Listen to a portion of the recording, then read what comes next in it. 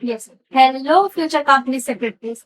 Now, officially, we'll proceed with our lecture 1, that is chapter 2, Elements of Company Law. In this chapter, we'll study about kinds of companies, secretarial audit, lifting of corporate veil, and about CSR, board of directors, and everything. We'll proceed with company. So, if I ask you what is company, आपने daily अपनी life में सुना होगा किसी न किसी के मुंह से, या आपने खुद भी बोला होगा कि ये कंपनी है, ये कंपनी है, ये कंपनी है। बट आपने कभी सोचा कि हम इसको कंपनी क्यों बोलते हैं, कि एक्चुअल में कंपनी होती क्या है, कि जिसे हम आज तक कंपनी बोलते हुए आए हैं वो कंपनी है भी कि नहीं है।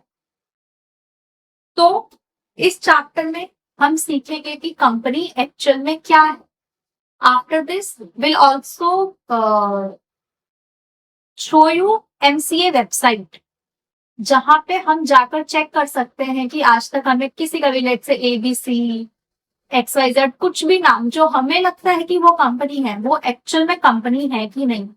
Because at MCA over the master data you can see any company who is registered under the company, चाहे वो रिलायंस हो, चाहे टाटा हो, चाहे आपके घर के आसपास कोई भी कंपनी, आप वहां पे जाके चेक कर सकते हो कि वहां पे डायरेक्टर्स कौन कौन है, वो एक्चुअल में कंपनी है कि नहीं है, वो कंपनी कब बनी है, and everything.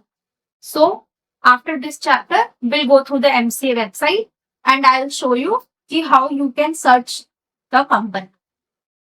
Now let's proceed with the chapter. In this chapter, first we'll study about the company की मीनिंग. सो आप सबको पता है कि आपका ये वाला सब्जेक्ट एमसीक्यू बेस्ड है, तो आपको बहुत छोटी छोटी चीजों का भी ध्यान रखना पड़ेगा. लाइक कंपनी वर्ड कहाँ से डेराइव होती है, that is Latin word come and पैनिस, that is come means together, पैनिस means bread. तो ये तब की बात है जब लोग आपस में बैठ के अगर मील भी शेयर कर रहे हैं तो हम उसको कंपनी कह देते. बट एक्चुअल में आज की डेट में हम उसे कंपनी बोलेंगे कि नहीं बोलेंगे, या फिर हम सिर्फ उसको एसोसिएशन ऑफ पर्सन्स बोलेंगे. सो वो सब हम आज पढ़ेंगे कि उसको हम कैसे कर सकते हैं. आपके अकॉर्डिंग कंपनी क्या हो? कंपनी का मतलब आप हमारे यहाँ एक कंपनीज एक्ट चलता है, companies act 2013. Prior to this that is companies act 1956. तो अगर कोई भी कॉर्पोरेट कुछ भी अगर अगर कंपनीज एक्ट 2013 में रजिस्टर्ड है तो इट मीन्स वो कंपनी है. A company may be an incorporated company or a corporation or an unincorporated company.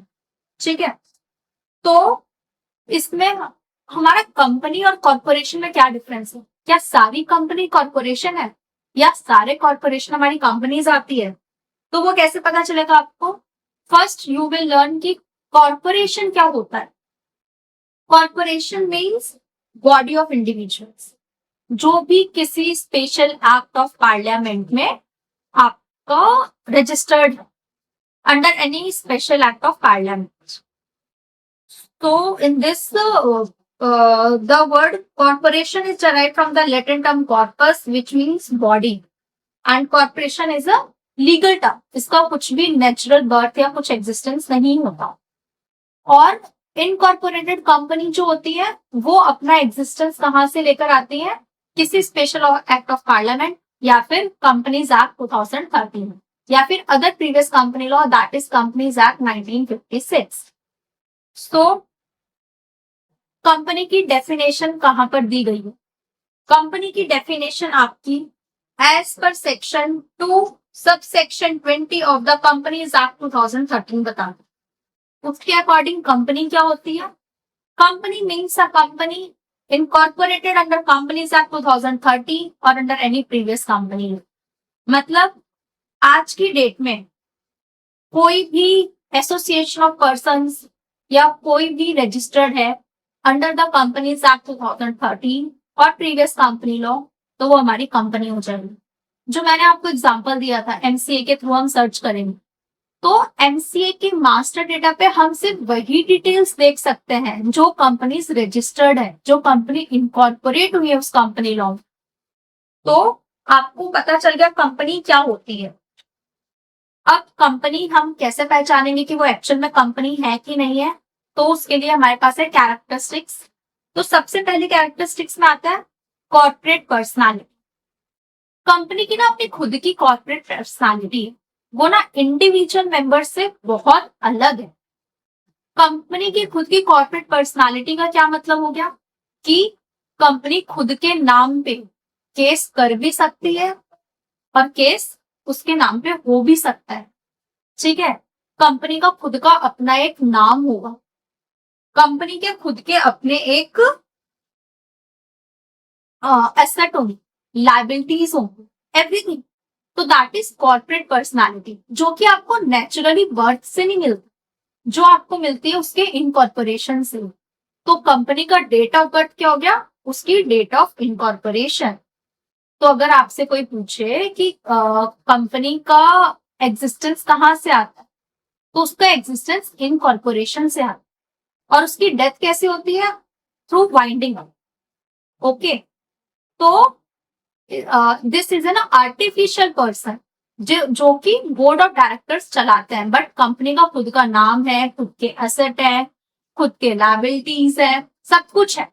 तो कंपनी इसकी खुद की कॉर्पोरेट पर्सनालिटी होती है। इसमें एक केस है जो कि बहुत ही अच्छा केस है, that is Salomon versus Salomon and company limited. इस केस में क्या हुआ था, सलोमन का खुद का एक बिजनेस था, जो उसने उसका खुद का एक बिजनेस था लेदर मर्चेंट का और बूट मैन्युफैक्चरर का। तो उसने क्या सोचा एक दिन कि मैं एक कंपनी इनकॉर्पोरेट करता हूँ। उसने एक कंपनी इनकॉर्पोरेट करी और अपना ये बिजनेस उस कंपनी को बेच दिया। तो उसने क्या करा, ये जो कंपनी क्रिएट करी इसमें ही अपनी वाइफ, डॉटर और उसके 4 सन्स थे जो कि शेयर होल्डर बन गए। बट उसने इस कंपनी को बेच तो दिया, कितने रुपए में बेचा उसने इस कंपनी को, 38,782 पाउंड।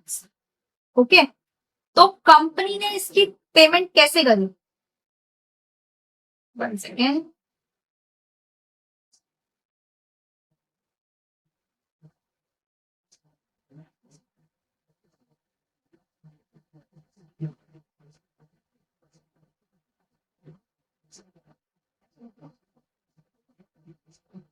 जी, इसमें सलोमन का खुद का बिजनेस था, Salomon versus Salomon and company. इनका खुद का बिजनेस था लेदर एंड बूट मैन्युफैक्चर का। एक कंपनी इनकॉर्पोरेट करी जिसमें इनकी वाइफ, डॉटर और सन्स क्या थे, शेयर होल्डर। इन्होंने इस बिजनेस को, कंपनी को बेच दिया। कितने रुपए में बेचा, 38,782 में। इन्होंने फिर क्या करा, इस कंपनी को पैसे तो पे करने ही थे, बिजनेस खरीदा है, परचेज प्राइस कुछ तो देगी। तो कंपनी ने इनको डिबेंचर्स दिए 10,000 के, 20,000 का शेयर कैपिटल दिया, बाकी 8,000 का कैश पे कर दीजिए। तो नाउ सलोमन जिसका खुद का बिजनेस था वो क्या है, शेयर होल्डर भी है एंड क्रेडिटर भी। काफी टाइम तक कंपनी सही चल रही थी, सब कुछ बहुत अच्छा चल रहा, बट एक टाइम पे क्या हुआ कि कंपनी को थोड़ा सा लॉस होने लगा। तो उस सिनारियो में इनके पास खुद के कुछ अनसिक्योर्ड क्रेडिटर्स भी थे।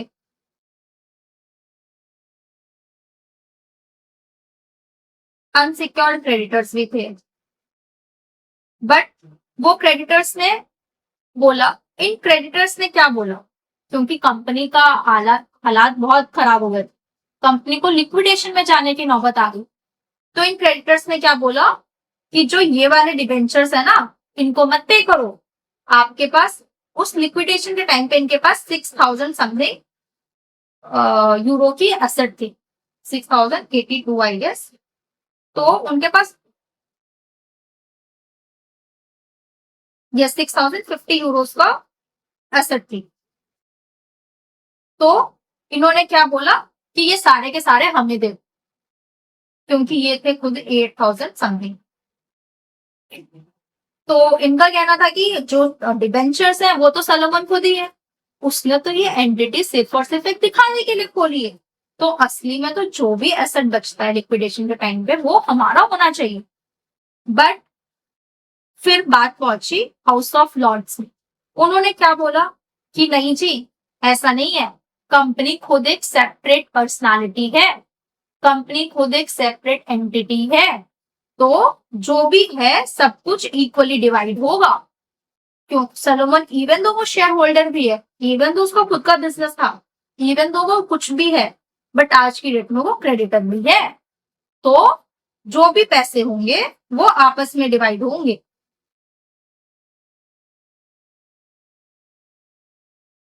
तो एज पर दिस केस क्या कंक्लूजन निकला कि कंपनी जो है वो उसकी खुद की एक पर्सनालिटी होती है। ये वाला केस स्टूडेंट्स आपको बहुत अच्छे से याद रखना है, Salomon versus Salomon and company limited. This is the first case you study in your company law, जो कि आपको बताता है कि कंपनी खुद एक कॉर्पोरेट पर्सनालिटी है and company and individuals there who is member are separate from each other. तो इसमें आपका मेन था कि जो कंपनी का मेंबर है, जो हमारे केस में सलोमन था, उसकी लायबिलिटी लिमिटेड है ओनली, मतलब कि जितना शेयर कैपिटल में उसने पैसे दे रखे हैं, जो भी पेड अप शेयर कैपिटल के हिसाब से उसके बनते हैं, बस उतनी ही लायबिलिटी है, उसके पर्सनल एसेट्स बिल्कुल भी यूज नहीं किए जाएंगे। Next, limited liability. कंपनी के केस में लायबिलिटी उसमें भी टाइप्स होते हैं, जैसे company limited by shares, company limited by guarantee and unlimited liability company, वो हम आगे इस चैप्टर में कवर करेंगे। बट इस पॉइंट पे कैरेक्टरिस्टिक्स में लिमिटेड लायबिलिटी मींस कि जो भी मेंबर है उसकी लायबिलिटी लिमिटेड है। कहां तक लिमिटेड है? Nominal value of the shares held by that person, यानी कि face value of the share. आज की डेट में अगर हमारे पास 5,000 शेयर्स है at the rate of 10 each, तो जो मेंबर है उसकी लायबिलिटी 50,000 तक ही लिमिटेड है ओनली। कोई भी इसको आके ये नहीं कह सकता कि तू अपने पर्सनल एसेट्स में से हमारा पैसा दे, या फिर 50,000 की जगह तो हमें 70,000 दे, कोई नहीं कह सकता। क्यों? क्योंकि कंपनी की लायबिलिटी लिमिटेड लायबिलिटी होती है मेंबर्स की, कंपनी के केस में। नेक्स्ट, अगर कंपनी लिमिटेड बाय गारंटी है, तो उसमें लिमिटेड बाय गारंटी में क्या होता है कि जैसे लिमिटेड बाय शेयर्स में मेंबर्स की लायबिलिटी लिमिट हो जाती है जितने वो शेयर्स होल्ड करता है into face value of the share. Company limited by guarantee में क्या होता है कि at the time of incorporation individual या जो मेंबर बनने वाले हैं वो एक अमाउंट बताते हैं कि हम इस अमाउंट तक गारंटी देते हैं, लेट्स से कि 20,000, कि हम 20,000 अमाउंट तक गारंटी देते हैं कि हम पे करेंगे। बट ये भी उनको कब होल्ड करना पड़ता है? जब कंपनी लिक्विडेशन में जाएगी तो उनको पे करना है। अगर कंपनी गोइंग कंसर्न है, चले जा रही है, तो उनको ये गारंटी अमाउंट पे करने की रिक्वायरमेंट नहीं है। कंपनी को पे तभी करना है जब कंपनी लिक्विडेशन में जाएगी। स्टूडेंट्स, मैंने ये बहुत जगह पे हाईलाइट्स कर रखे हैं, आप ध्यान से देखो, that is important for your exams. अगर कुछ ना समझ में आए तो raise a query. Next is perpetual succession. हाँ जी, परपेचुअल सक्सेशन मतलब क्या होता है कि वो कभी एंड ही नहीं है उसका, मेंबर्स आएंगे जाएंगे बट कंपनी चलती रहती है। इंडिविजुअल के केस में क्या होता है? इंडिविजुअल का बर्थ होता है एंड डेथ होता है, दोनों सर्टेन है कि हाँ एक ना एक दिन तो होना ही है। बट इसका मतलब ये है कि कंपनी भी बंद हो जाएगी। लेट्स से आज के डेट में मैंने एक कंपनी स्टार्ट करी तृप्ति लिमिटेड, तो इज इट नेसेसरी कि जब मैं उस कंपनी को मेरा चलाने का मन नहीं है, मेरे को कुछ हो जाता है तो कंपनी भी बंद हो जाएगी? नो। कंपनी की होती है परपेचुअल सक्सेशन, मीन्स मेंबर्स आएंगे जाएंगे but the company goes on for ever. Company का डेथ कैसे होती है? That is winding up and other जो भी उसके मेथड्स है। बट किसी इंडिविजुअल की जीने या मरने पे किसी भी कंपनी का फ्यूचर डिसाइड नहीं होता। अगर ऐसा होता तो आज के डेट में टाटा रिलायंस कब की बंद हो चुकी होती। Next is transferability of shares. तो सबसे पहले तो ये समझो आप कि जो कैपिटल है कंपनी का, शेयर कैपिटल जिसे हम कहते हैं, वो डिवाइडेड होता है शेयर्स में। ओके, लेट्स से कि आज की डेट में किसी कंपनी का दो तरीके के शेयर कैपिटल होते हैं, authorise share capital and paid up share capital. Authorise share capital is maximum amount of capital जो कंपनी यूज करेगी अपने लाइफ टाइम में।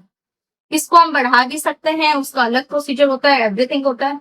And paid up share capital is as on date company ने कितना share capital उसकी balance sheet में show हो रहा है। ओके, तो लेट्स से कि आज के डेट में हमारा paid up share capital is 50,000 shares at the rate 10 each. तो हमारा पेड अप कैपिटल कितना बन गया? 5 lakh rupees. This 5 lakh rupees is divided into 50,000 shares. तो शेयर्स क्या है हमारी? मीन्स जो शेयर्स है, ऐसा तो नहीं है कि आज के डेट में मैंने कंपनी खोली एंड मेरे पास एक दो शेयर्स हैं तो वो मेरे पास लाइफ टाइम रहने वाले हैं, मैं उसको बेच सकती हूँ। तो that is shares are transferable. हाँ, उसमें कुछ रेस्ट्रिक्शंस होती है, प्राइवेट कंपनी की अलग होती है, पब्लिक कंपनी की अलग होती है, वो हम सब आगे वाले चैप्टर्स में कवर करेंगे। But yes, shares are transferable. इसलिए शेयर्स को क्या कहा जाता है? Movable property. What we can say to the shares? Movable property. And listed company के केस में तो they are very liquid, means आज की डेट में आपने देखा भी होगा कि स्टॉक एक्सचेंज पे जाओ और आप बेच सकते हो आराम से, किसी कंपनी के भी आप खरीद सकते हो। तो always remember shares are the movable property and they are freely transferable. Next characteristics of company में क्या आएगा? Separate property. कंपनी की खुद की सेपरेट प्रॉपर्टी होती है। कंपनी अपने नाम पे प्रॉपर्टी खरीद भी सकती है, बेच भी सकती है, होल्ड भी कर सकती है, प्लेज भी कर सकती है, कुछ भी कर सकती है। कंपनी की खुद की एक सेपरेट प्रॉपर्टी होती है जिसको वो उस प्रॉपर्टी की लीगैलिटी के लिए, अगर वो उसके नाम पे बट कोई और आके उसको क्लेम करता तो उस पर केस भी फाइल कर सकती है। तो कंपनी की खुद की सेपरेट प्रॉपर्टीज होती है जो कि मेंबर क्लेम नहीं कर सकते कि नहीं जी ये तो मेरी प्रॉपर्टी। कंपनी की खुद की separate property. Next point is common seal. Common seal I tell you now it is it's not mandatory, but पहले क्या होता था कि कंपनी को इंडिविजुअल तो है नहीं जो आके साइन कर दे। कंपनी को कौन चलाता है? Directors, board members.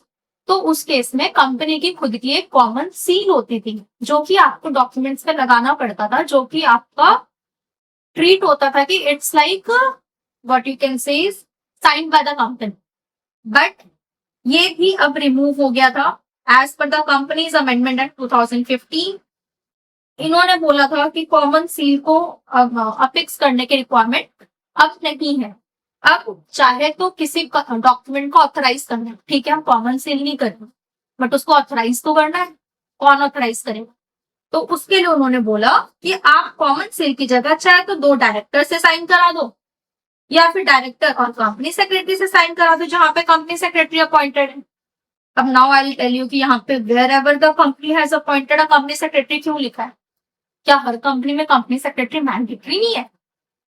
यस, हर कंपनी में कंपनी सेक्रेटरी होना मैंडेटरी नहीं है, बट जहां पर होता है वहां पर उसके ऊपर बहुत सारी रिस्पॉन्सिबिलिटीज है। हम ये भी आगे पढ़ेंगे कि कहां पर कंपनी सेक्रेटरी होना mandatory. Next feature is capacity to sue and be sued. ये मैंने आपको अभी पहले भी बताया कि कंपनी अपने खुद के नाम पे केस फाइल कर भी सकती है और कंपनी के नाम पे भी केस फाइल हो सकता है। नेक्स्ट इज, क्या एडवांटेजेस है कंपनी बनाने, क्योंकि आज की डेट में मैं तो पार्टनरशिप भी बना सकती हूँ, मैं सोल प्रोप्राइटर भी बना सकती हूँ, मैं कुछ भी बना सकती हूँ। What are the advantages of incorporation? So इसमें हम पढ़ेंगे। सबसे पहले तो corporate personality, I have already told you about that in advance characteristics of the company. Next, limited liability. सबसे मेजर एडवांटेज कंपनी बनाने का होता है लिमिटेड लायबिलिटी, क्योंकि इसमें members and the company are the separate entity. कोई भी member के पास आके नहीं बोल सकता कि तू इसके लिए पर्सनली लायबल हो, आप इसके लिए पर्सनली लायबल हो, कोई भी नहीं बोल सकता, क्योंकि उन्हें पता है कि वो सेपरेट एंटिटी है। मेंबर्स कहां तक के लिए अपनी लायबिलिटी लेगा? बस जितना उसने अपने पेड अप शेयर कैपिटल के अकॉर्डिंग, अपने शेयर्स के अकॉर्डिंग जितनी बनती है as per face value of the shares. हमेशा याद रखना, ये क्वेश्चन आ भी सकता है आपके एग्जाम में कि मेंबर्स की लायबिलिटी कहां तक लिमिटेड होती है? Face value, market value, book value और नन ऑफ देम। तो फेस वैल्यू, हमेशा मेंबर्स की लायबिलिटी कहां तक लिमिट होती है? ओनली फेस वैल्यू तक। And next is perpetual succession. We have already covered this. Transferable shares, we have already covered this. Separate property, we have already covered this. See, the property of the company is not the property of the shareholder. It is the property of the company. ये किस case में define हुआ था? Gramophone and typewriter company versus Stanley. इसमें भी उन्होंने बोला था कि जो कंपनी की प्रॉपर्टी है वो कंपनी की ही प्रॉपर्टी है, उसपे कोई भी शेयर होल्डर आके अपना क्लेम नहीं कर सकता कि ये हमारी property. Next is capacity to sue, that we have already covered कि company can sue its name and it's sued by others. Next is flexibility and autonomy. Flexibility and autonomy, let me tell you कि company के पास ना बहुत freedom होती है कि वो अपनी खुद की पॉलिसी बना सकती है, उसको इम्प्लीमेंट कर सकती है। तो उसमें वो एओए भी अपना खुद से ड्राफ्ट करती है, पॉलिसीज करती है, प्रोसीजर्स करती है, मेमोरेंडम करती है। उसको कंपनी को किसी से भी परमिशन लेने की एज सच रिक्वायरमेंट नहीं है। हाँ, नॉर्मल अप्रूवल जो बोर्ड ऑफ डायरेक्टर्स का लगता है वो लगता है, बट कंपनी अपनी खुद की पॉलिसीज बना सकती है। Next is limitations. किसी भी चीज के प्रॉस तो होते नहीं है, सिर्फ कॉन्स भी होते हैं। Pros and cons are two sides of each coin. तो आप ऐसे तो एज्यूम कर नहीं सकते कि सिर्फ क्रॉस क्रॉस होंगे, भाई ये अच्छा लग रहा है, ये लिमिटेड लायबिलिटी है, ये है, हम कंपनी खोल लेते हैं।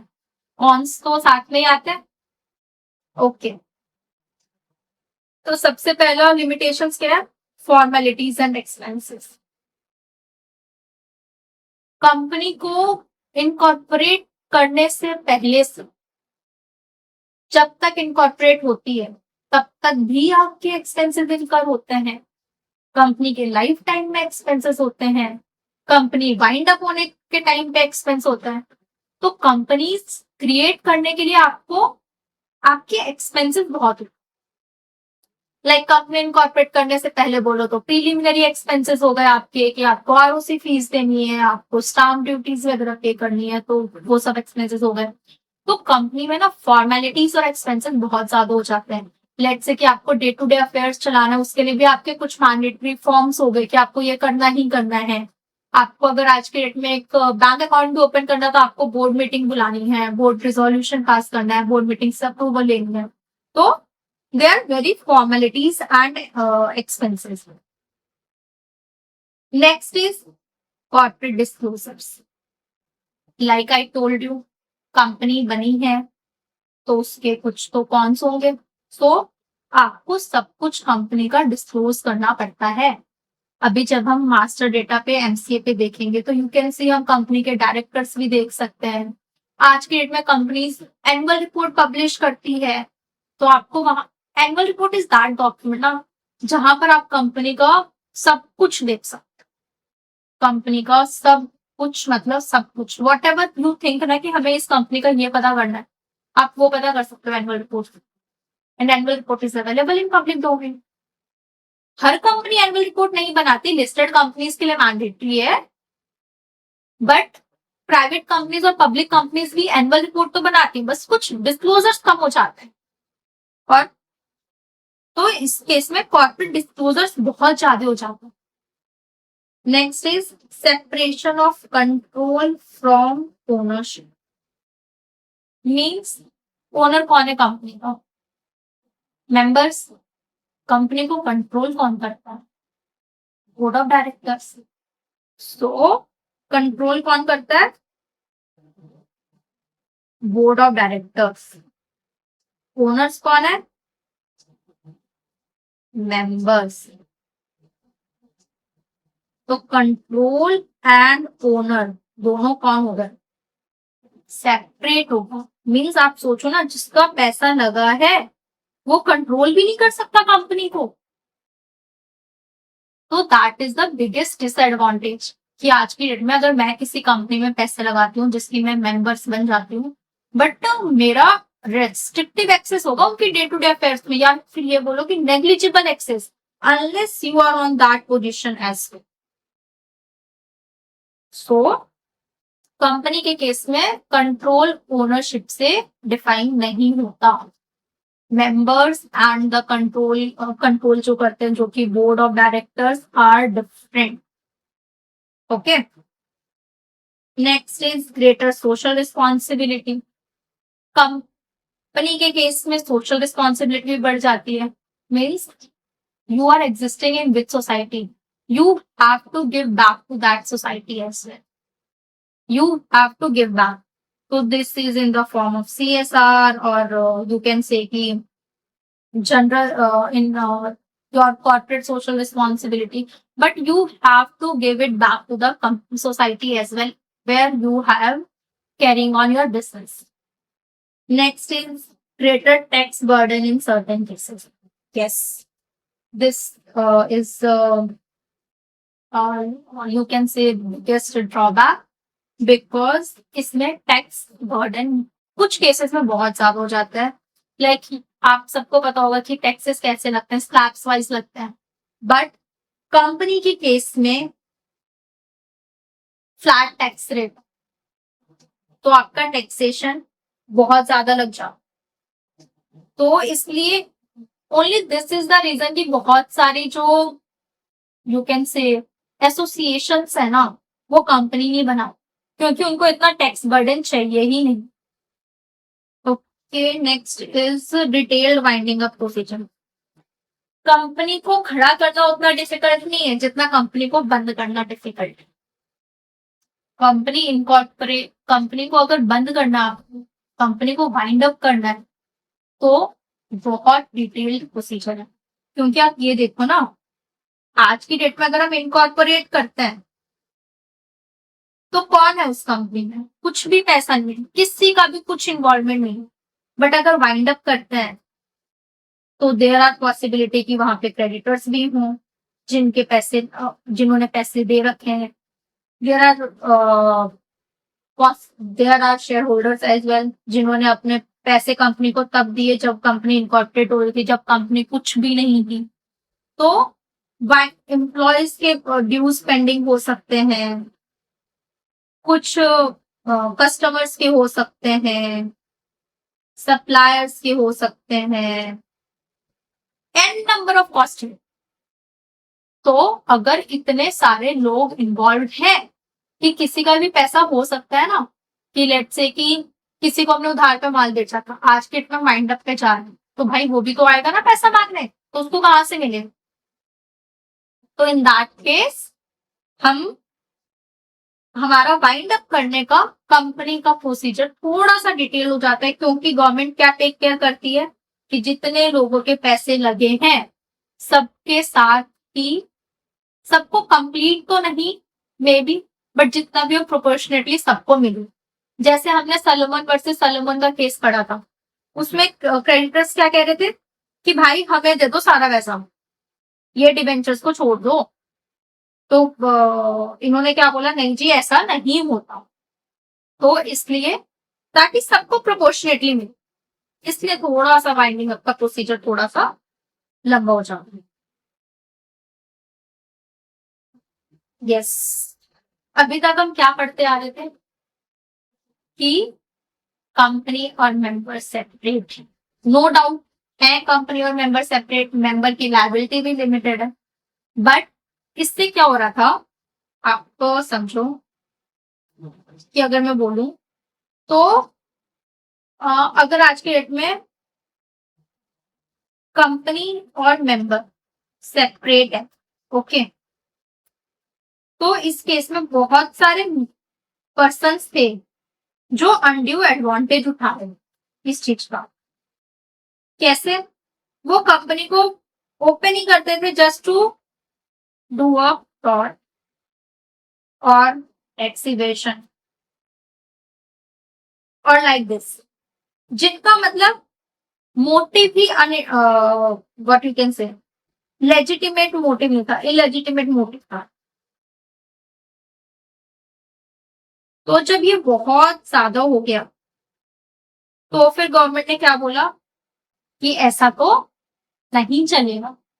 ठीक है, हम चाहते हैं कंपनी और मेंबर सेपरेट रहें, उनकी लायबिलिटी भी लिमिटेड रहे, बट अगर आप उस चीज का अनड्यू एडवांटेज उठाओगे तो हम तो इंटरफेयर करेंगे। तो इस कॉन्सेप्ट को क्या नाम दिया गया? लिफ्टिंग और पियर्सिंग द कॉर्पोरेट व्हील। मतलब कि जिस कॉर्पोरेट के शेल्टर में आप छुप के बैठे हो ना, हम वो व्हील ही उठा देंगे। लिफ्टिंग और piercing the corporate wheel, it means कि आज की डेट में आप जो अपने आगे आपने कॉर्पोरेट व्हील लगा रखे ना, जिसके पीछे आप छुप रहे हो कि नहीं जी हमने तो कुछ नहीं करा, जो भी करा है ये तो कंपनी ने करा, इसको आके पकड़ो। आपका पूरा माइंड है, आपने पूरा फ्रॉड करा, आपने टैक्स इवेजन के लिए करा, जिसको हम आज के डेट में बोगस कंपनीज भी कहते हैं। बट हाँ, हम तो पीछे छुपे कॉर्पोरेट व्हील के कि नहीं जी हम नहीं जानते, हमने नहीं करा, company and member are separate, तो आप उससे जाके पूछो कंपनी से, हमसे मत पूछो। तो इस केस में क्या बोला गया? रुको जी, आप इतना मत अपने आप को वो करो।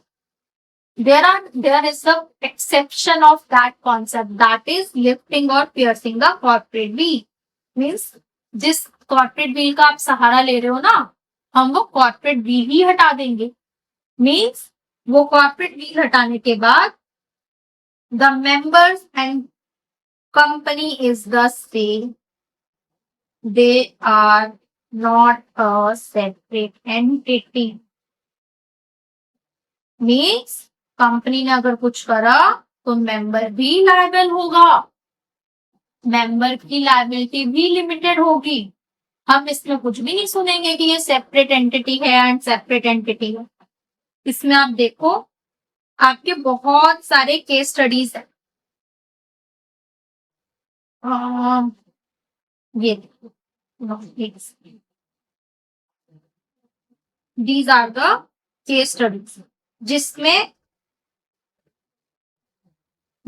जिसमें कोर्ट्स ने कॉर्पोरेट और मेंबर को सेम एंटिटी माना, सेपरेट लीगल एंटिटी को इग्नोर किया। उन्होंने बोला है कि इस केस में हम सेपरेट लीगल एंटिटी नहीं कंसिडर करेंगे। इस केस में जो भी मेंबर्स होंगे, जो भी कंट्रोलिंग पर्सन होंगे, वो हर एक डेट और लायबिलिटीज के लिए लायबल होंगे। उनकी लायबिलिटी लिमिटेड नहीं होगी सिर्फ उनके शेयर कैपिटल तक। इस कॉन्सेप्ट को लाने का सबसे मेन पर्पस क्या हो सकता है कि जो रॉन्ग डूइंग्स हो रही, जो लोग रॉन्ग कर रहे हैं, उनको हम कॉर्पोरेट का सहारा ना लें। ठीक है, these are the very important for the purpose of exams. So बहुत ध्यान से पढ़ना। अगर आपको लगे कि आपको शॉर्ट में कुछ नोट डाउन करना तो you can do that, you can pause me and you can write it. तो पहला क्या था? फ्रॉड और इम्प्रॉपर कंडक्ट। ठीक है, this is the case of Gilford motor company versus home. इस केस में उन्होंने एक फ्रॉड किया था, तो कंपनी ने, कोर्ट ने बोला कि हम आपको कॉर्पोरेट का फायदा नहीं उठाने देंगे। इस केस में एक नॉन सॉलिसिटेशन क्लॉज था तो एक एक्स एम्प्लॉय ने, एक फॉर्मर एम्प्लॉय ने एक कंपनी बनाई थी जहां पे उन्होंने उस नॉन सॉलिसिटेशन क्लॉज को ब्रीच करा था। तो उस केस में कोर्ट ने उस कंपनी को रिस्ट्रेन कर दिया कि नहीं जी, इस केस में corporate and members are the same person and that ex-employer is liable. He can't क्या कहते हैं, वो अपने आप को छिपा नहीं सकता उस कॉर्पोरेट डील में। मतलब वो ऐसे नहीं कह सकता कि भाई ये कॉर्पोरेट ने सॉलिसिट करे क्लाइंट्स, मैंने नहीं करे, हम दोनों तो अलग अलग, ऐसा नहीं। इस केस में उन्होंने कॉर्पोरेट बिल को हटा दिया। Next is VRG films limited. इस केस में क्या हुआ था कि एक अमेरिकन कंपनी थी जिसका 100% शेयर कैपिटल भी एक अमेरिकन कंपनी के प्रेसिडेंट के पास था, बट वो काम किसके नाम पे कर रही थी? ब्रिटिश कंपनी के। तो कोर्ट ने कॉर्पोरेट बिल हटाई और उन्होंने बोला कि जो ब्रिटिश कंपनी है वो तो सिर्फ और सिर्फ एक नॉमिनी है अमेरिकन कंपनी की जो फिल्म को फाइनेंस कर रही है। तो इस केस में दोनों सेम है, सेपरेट लीगल एंटिटी नहीं है। Next is corners brothers versus corners. इसमें वॉर टाइम पे कंपनीज को जो कंट्रोल कर रहे थे दैट इज एनिमी कंपनी। तो उस केस में पब्लिक पॉलिसी को प्रोटेक्ट करने के लिए कॉर्पोरेट बिल हटाई गई और बोला गया कि जो हमारी एनिमी कंपनी है उसको इतना राइट नहीं दे सकते कि वो कंपनीज को कंट्रोल करे during the war time. Next is Daimler company limited versus continental tyre and rubber company.